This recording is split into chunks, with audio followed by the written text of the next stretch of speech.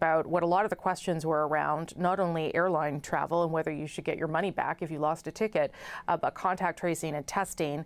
I want to turn our attention to the story that we've been talking about throughout this as we concentrate on what has become, as you well know, the epicenter of this virus, and that is in long-term care centres. And because that happened primarily in Ontario and Quebec, which were hardest hit, hundreds of soldiers and military medical personnel were deployed to play a critical role both here in Ontario in those long-term care homes and in Quebec. Lieutenant Colonel James Stalker is the commanding officer of the Territorial Battle Group 1, and his soldiers are helping do some of that care in facilities across the Greater Toronto area. Lieutenant Colonel Stalker joins us now. Good to see you. Good morning, Ms. Barton. How are you? I'm good. Please call me Rosemary. I know that's how the military is trained, but please feel free to call me Rosemary. So thank you for making the time, because we did want to highlight some of the work that many soldiers have been doing. Can you give us just a sense of what kind of things people are doing inside the long-term care centers? Yeah, certainly. I want to start by thanking you very much indeed for your interest in our work there. So the work the soldiers are doing in the long-term care facilities, and it's soldiers, sailors, and aviators as well, is really tremendous work. It's the shift breakdown in the homes is a mix of medical personnel, and those medical personnel are led by a nurse and a team composed primarily of medical technicians. And they're augmented by some what we call general duties personnel. So the medical teams will do what you'd expect medical teams to do, primarily clinical work and direct patient care for the residents in those facilities. Our general duties personnel augment by doing tasks like disinfecting, like cleaning, like laundry, like food portering, and even some light organizational work for the homes. It's an integrated team, and the team itself is integrated into the larger staff metric within the home. So they integrate within the larger staff of the facility itself. So they're sort of doing anything they can to help, whether they have medical training or not. Is that fair to say? That's correct. We're there as a supporting agency. We're there in support of the civil authorities, and we're there to support those homes in any way we can.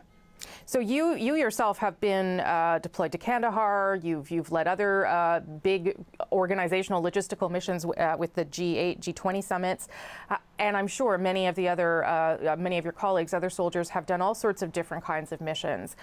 How was this one different, given the nature of the work? How did you prepare for it?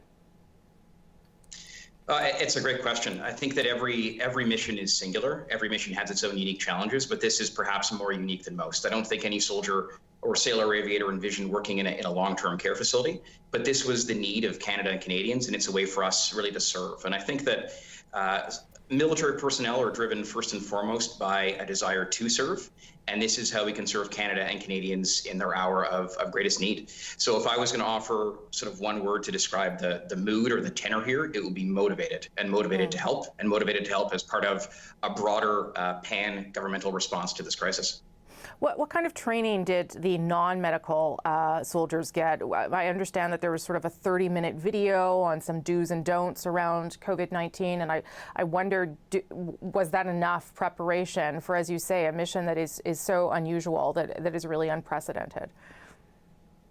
What I would offer is that the soldiers of TBG1 have actually been preparing for this for a little bit longer than that. So TBG1 was formed as a rapid response unit in response to both the COVID crisis, but also the potential of floods and forest fires, other domestic emergencies. And we actually deployed to Barton back in early April. And from the beginning of that deployment, we've been following pretty strict social distancing and force health protection measures, frequent hand washing, training in personal protective equipment, distancing, et cetera. And then there was additional specific training for this mission in terms of care for elderly residents and advanced training in the donning and doffing of personal protective equipment.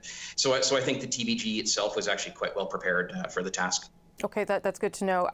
You talked about PPE. Obviously, that's critical for all of you, keeping one another safe as well. Are soldiers, are they wearing N95 masks as a rule of thumb, or how do you make a decision about who wears them and who doesn't? It's another great question. So the decision on which PPE to wear in what situation is driven by medical guidelines, by the provision of advice of medical authorities, be it the Public Health Agency of Canada, be it our own CAF health network. And so they have pretty stark guidelines on what PPE to wear in what situation, depending on the level of risk, depending on the level of potential infection, and we really conduct ourselves accordingly. So whether it's a breakdown by sort of by zone, whatever the case may be, we follow the relevant what we call IPAC, infection prevention and control guidelines, for each facility and for each zone. So you're not systematically wearing an N95 mask. Would that be fair to say that sometimes you might be wearing a regular surgical mask? All I can offer on this is that we follow the guidelines of medical advisors. So they offer a range of guidelines depending on the situation, and we simply conduct ourselves accordingly. And we found that really to be the best practice for our people. I know last week we had confirmation that there was one soldier who had contracted COVID-19 in Ontario, and then more in Quebec. Can you give us any sense of whether that number has increased, and how you are then protecting one another, given that happened and everyone was aware that was part of the risk, I guess? Yeah, definitely every deployment has risks, and this is one of the risks on this deployment. I'll actually answer the second part of your question first, which is we have quite robust isolation and treatment protocols. I can't really get into specifics because there's matters of medical privacy, et cetera, involved there, but we have quite a robust procedure in the event that someone is symptomatic or positive, and that is all subject to the best advice, again, of the medical professionals who are part of this comprehensive team to assist these homes. In terms of the numbers themselves, unfortunately, I'm not the release authority for that. Any numbers I could provide to you would be preliminary. So the next government update is scheduled to be released on the 29th, and that will provide you the most consolidated and accurate figure. That's great. Let me ask you this too, Lieutenant Colonel. It would seem to me that this could potentially be very emotionally draining. The Prime Minister talked at one point about how soldiers shouldn't be looking after seniors, and I think everyone agrees that this is something that we're going to need to correct moving forward. I only have about a minute left, but how are you dealing with that, the deep sadness of this as well, the emotional toll it's taking?